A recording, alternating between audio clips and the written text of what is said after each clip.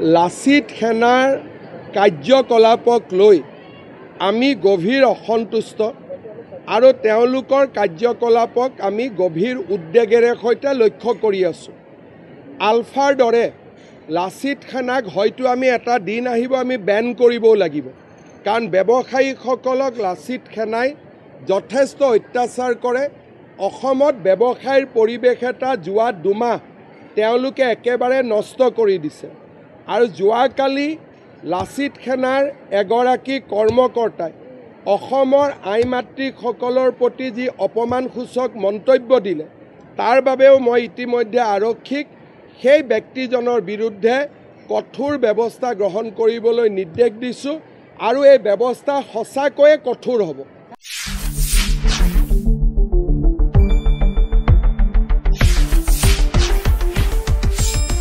শুদ্ধ আৰু বিস্তৃত বাতৰিৰ বাবে চাই থাকক নিউজ ডেস্ক ৰিপোৰ্ট।